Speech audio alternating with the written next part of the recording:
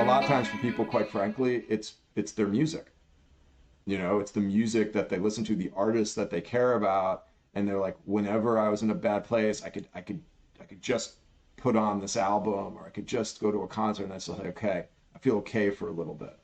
You know, Yeah. it's kind of like I think for a lot of people, music has been this, ironically, not to overdo the metaphor, but it's like it has been the safe space for them. It's like I can listen. At least there's one person out there who gets me. You know, Yeah, 100%. And that's what's, it's portable, your safe space when it's music. And when I was a kid, it is. I like the many times I became obsessed when with music when I was like 13 or 14. I started buying all these records.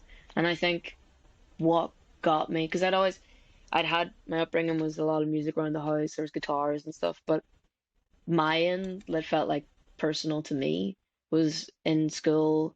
I'd made friends with all these kind of alternative kids, and I was quite shy. And I was introduced to Tegan and Sara when I was like 13 or 14. And it was my first moment of being like, people can look like that and talk about, their sexuality and their lives and their mental health honestly. Like I'd never felt that or seen that. And I remember how important that was to me, and I remember going like home from school that day and being like, researched everything, was like full fan, obsessed. And it was because I felt understood. And it was, I come from a smaller place. Um, I didn't even I don't think I was one of the people I think people knew I was gay before I did because I was like, oh, it's not even relevant to me. Um, but I know how precious that escape is and that understanding and representation is.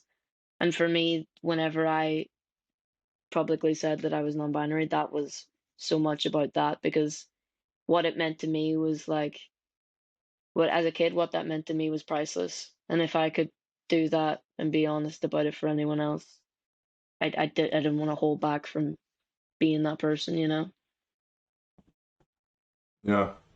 No, did you have any particular Tegan and Sara song that really kind of did it for you in terms of this concept or in terms of your mental health? You're like, this is my go-to song that really or go-to album. The go-to album, I got into them when they had just put out the album The Con, which is my favorite album of theirs and one of my favorite albums ever.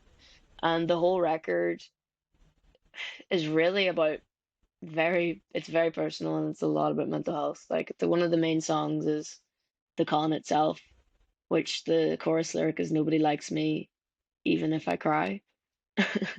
And I think like being able to scream that passionately and cry to it and stuff was very, very helpful in my growing up. And also in ways like beyond just the artist, it's what the community brings together. Like from being into those guys, I met so many people, made so many friends, and really found my first friend group properly out of that. And it was community and it was safe space and it was understanding. And, it's so much more than just the art and the artist sometimes.